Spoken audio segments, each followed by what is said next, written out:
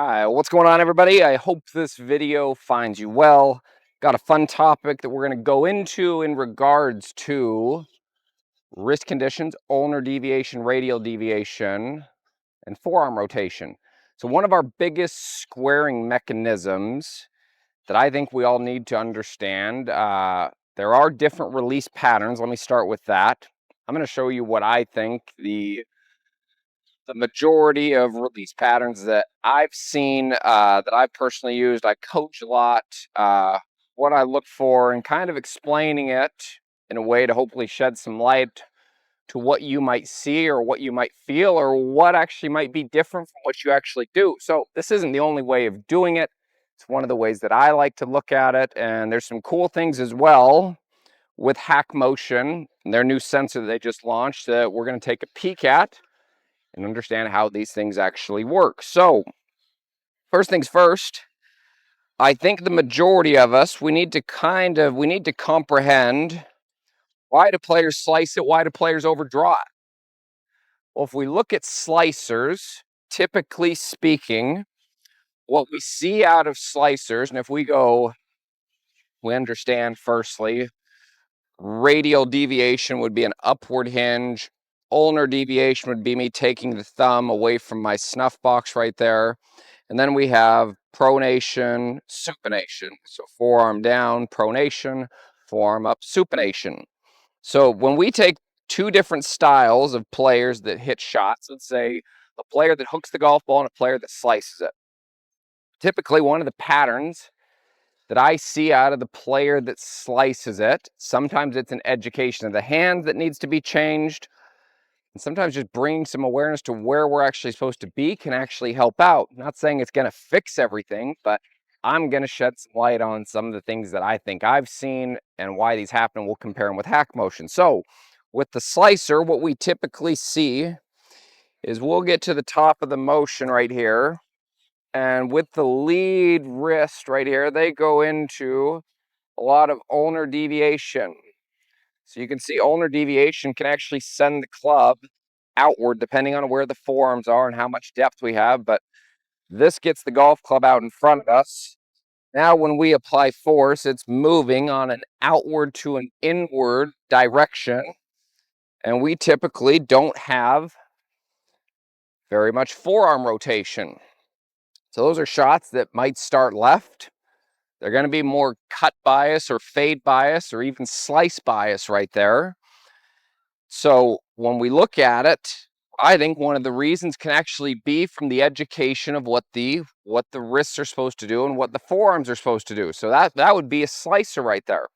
Now, if we look at the player that hooks the golf ball, they might be into a lot of radial deviation right here.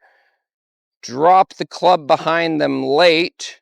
So they're in a lot of radial deviation right here. But now this club, when we apply force to it, it's moving outward, and our reaction is to try and get the golf ball back to our target, even though the direction we're moving that club is too far inward to outward.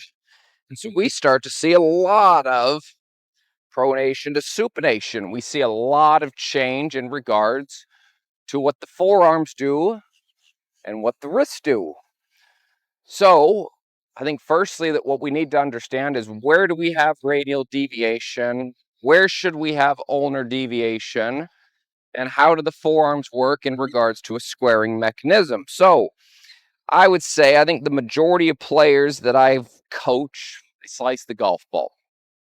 So just like we were saying, a lot of times they throw this early from the top, which should be extending the wrist early.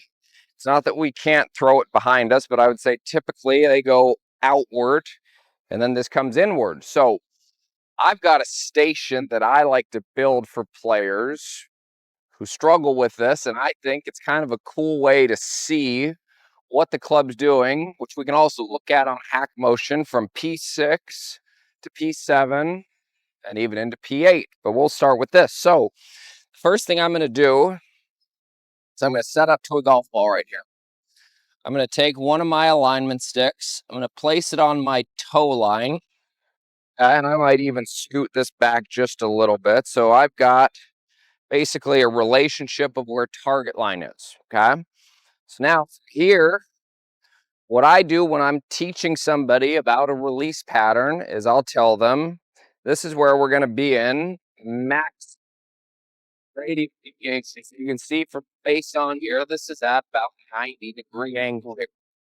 So this is at a 90-degree angle with my lead wrist fairly flat, assuming that I have a neutral grip. It might be cupped a little bit if we have a stronger grip, but let's say neutral. This where it would actually look.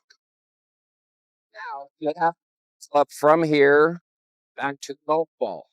So when we look at this, I like building kind of a clock system. So I'll go like this. So I'm going to form a 90-degree angle and a 45-degree angle. So this is now me using my forearm rotation. So my forearm rotation, when I have this angle in, it's the golf club back out at me. Now the lowering of the golf club is the only deviation.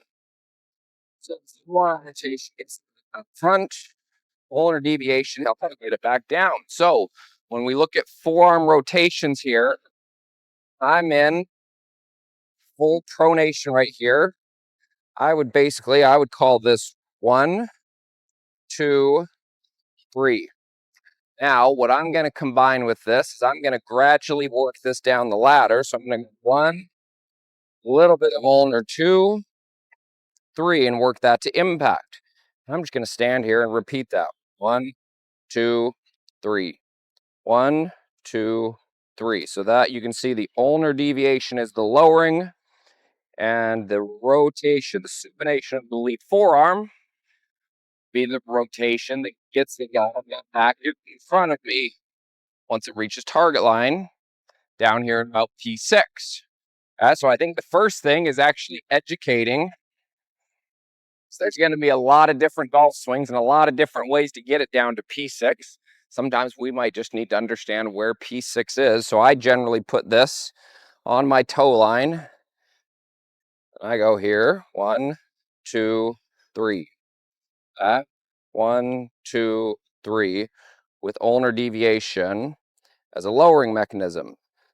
I hope you're enjoying today's YouTube video, and I just wanted to say thank you for watching, and I really do appreciate your support. If you're the player that's struggling with issues in their golf swing that YouTube might not be fixing, one of your options would be to head over to trevorsalzmangolf.com, where you can get and you could view all the online lesson packages that I offer as a coach.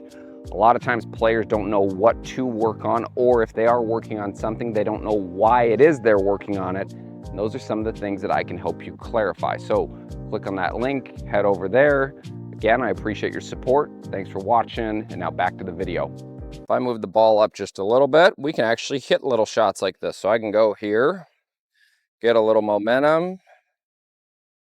I can fire one out there. So I can feel how the forearm, which you can see from face on, is rotating. And then from there, the lead wrist is ulnar deviating. Depending on the strength of your grip, you're going to see different flexions and extensions. So again, we're using this as an example for a neutral gripper of the golf club. Now we look at the slicer again. Well, the slicer doesn't have the club coming anywhere from here because they've already ulnar deviated. Now, if they were to actually forearm rotate, that face would go there, they'd hit this golf ball behind them. So they do the opposite. They go from this position here, and they're going to pull this against them. So this would be the opposite of supinating the forearm right there.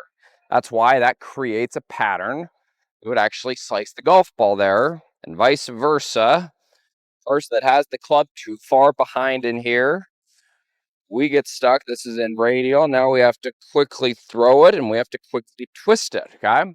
So I think understanding where the plane needs to be, the amount of forearm rotation that we can see, that's going to help us out in regards to squaring up the golf club. Now, typically what I like to see on hack motion is from P6 to P7, P7 to P8, more of a constant forearm rotation. So it's going to be pretty equal numbers when this is done correctly. And when I've done this, I hit the golf ball pretty straight. When I start to see less rotation here, this is my issue, less rotation here and more rotation over there on the through side, that's where I see hooks. And if I don't see any forearm rotation on the through side, that's typically the player that slices it. So what we're going to do is we're going to take a look at this data that we have on Hack Motion with a couple swings, and we'll be right back to this.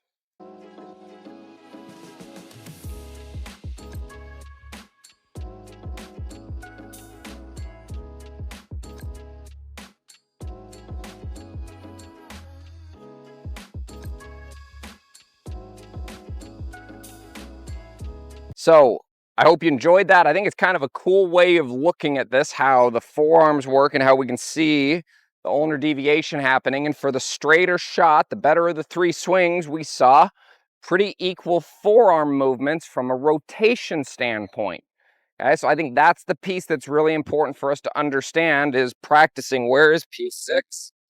Something I'll always tell you guys, you can never be too good at understanding what happens at impact. I think impact is our most important place to really gain a lot of awareness, knowledge, and feels around and knowing what good is and what bad is. Yeah, so I would say for a neutral person, that's more of what we're going to see is 6. I'm here at P6. I'm going to go 1, 2, 3. 1, 2, 3. We can see how that's getting the golf club back in front of me there. That's what allows us to square it up, I'd say, more effectively. And it also helps us out in regards to getting the proper amount of what I'd say ulnar deviation and lowering of the golf club. So kind of a cool way of looking at it. Hope you enjoyed that video. See you next time. I hope you enjoyed this video here. If you haven't, please click that subscribe button. You can also click the bell right there, and that's going to notify you every time that I release a new YouTube video. Also, if you haven't, check out that last video that I did. It's right here, pinned to the screen. Thank you so much for your support. I really do appreciate you watching. If you have any questions, any comments, please leave those below, and I will make sure I get back to each and every one of you. So, thank you again. Appreciate your support. We'll see you next time.